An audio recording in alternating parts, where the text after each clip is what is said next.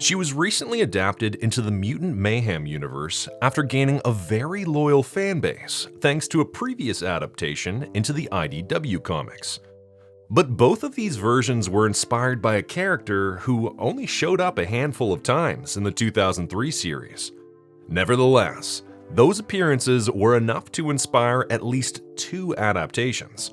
So there was probably a lot of potential in the original, right?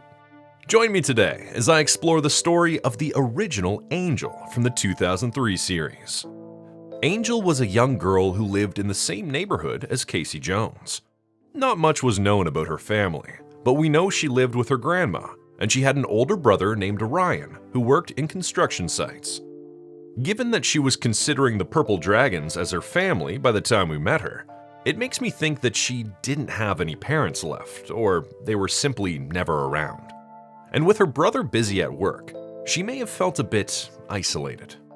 Feeling she belonged with the Dragons, she started her initiation by committing a series of test robberies. That is, until they were caught red-handed by the Turtles and Casey. After realizing Angel was with the Dragons, Casey tried to dissuade her from continuing on this path. He warned her that she was making the biggest mistake of her life, and that she had a real family at home. Knowing that she was only one test away from being accepted into the gang, Angel escaped from Casey. But Casey had a long history of fighting against the Dragons.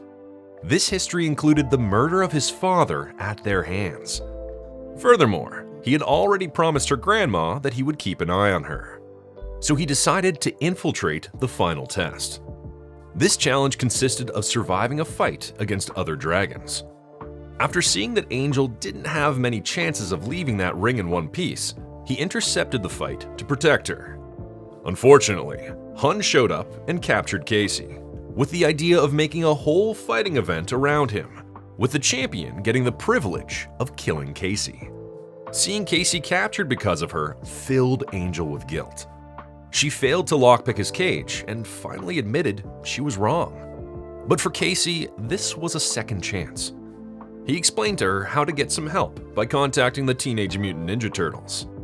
Angel explained the situation to the Turtles and guided them to Casey to free him. With the Turtles, Angel, and Casey free to fight, the Dragons lost, and Hun ended up defeated on the floor. However, finally having a defenseless Hun was the golden opportunity for Casey to do some justice. But that was when Angel stopped him. She returned the favor by also preventing him from making the biggest mistake of his life.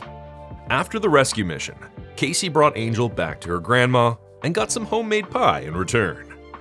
Angel could have ended her whole role in the series right there, but the writers remembered her, and they included her in the adaptation of The Christmas Aliens, where she was invited alongside other supporting characters. Despite her already knowing where the lair was, the Turtles blindfolded her to make Master Splinter think it was still a secret. But that wasn't the only scheming taking place that night. Casey recruited Angel and Raph's help by moving a mistletoe around the room. A little push to make April and Casey kiss. April didn't fall for it. A while later, Angel contacted the Turtles again to help her find her brother, who had been missing for the last 3 days. She explained that Ryan arrived home one day with a gold coin he found in a construction job from the year 1611. Ryan thought this couldn't be an isolated case and went back to find more.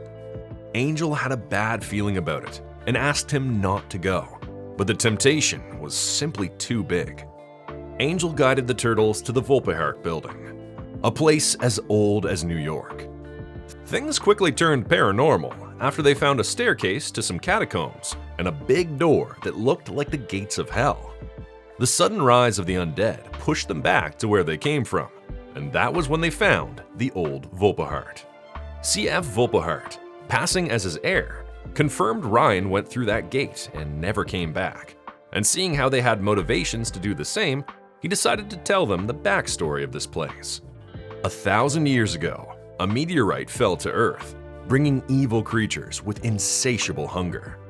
These creatures lured the innocent with promises of wealth, but the natives got smarter, and they created a weapon from the glowing red stone of the meteor itself. Unfortunately, the creature lured CF Volpahart from across the ocean before they could use it. He stopped the natives, established New Amsterdam, and with the passing of the centuries, became a very wealthy and powerful man.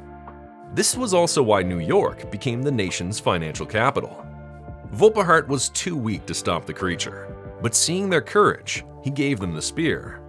The turtles, seeing how things could quickly go wrong, left Angel with Volpahart as they faced their worst nightmares in the catacombs and rescued Ryan. After killing the creature, Volpahart finally passed away, and Angel and Ryan were finally reunited. The creature, however, survived. And yes, CF Volpahart was an anagram for H.P. Lovecraft. That was Angel's last significant appearance, but she showed up a couple of times afterward. During the 4th season, after Karai attacked the lair, Angel helped Leonardo get in contact with April under the constant watch of the Foot Clan. And then she returned for April and Casey's wedding in Northampton for the series finale. The character was created for the show by Marty Eisenberg and voiced by Tara Sands, and on her last appearance by Carrie Keranen. As you can see, the character was barely in the show because she was created to add characterization for Casey Jones. You see, Casey had lost his father as a kid. His father died fighting for his principles by resisting the threats of the Purple Dragons. This affected Casey for the rest of his life, but he was already interested in protecting others from bullies and criminals way before this trauma. This is why he became a vigilante who specialized in stopping the Purple Dragons. When he saw the young girl he swore to protect joining the Dragons, he knew he had to risk his life for her. Casey was simply following his father's principles, but his actions gave Angel a better role model than the Purple Dragons. Curiously, this plot seems partially inspired by the first live-action movie, where Casey had to convince the young thugs that the Foot Clan wasn't a real family. So yes, she was created to flesh out Casey during the early episodes of the first season. But despite her having only a handful of appearances, because she was inspired by Casey and influenced by the Turtles, it wouldn't be crazy to theorize that she would have eventually turned into a hero. And that was probably what Tom Waltz, the IDW comic book series writer, thought as well. He liked the character enough to adapt her, keeping the connection with Casey and the Purple Dragons, and eventually turning her into the vigilante known as Nobody. That ended up being her most popular version so far, and she even appeared in the IDW-inspired video games. She most recently appeared as a purple dragon in the Tales of the TMNT streaming series. I'll cover the other versions of Angel in the future. What do you think of this version of Angel? What's your favorite version? Let me know in the comments. Thanks for watching. See you in the sewers.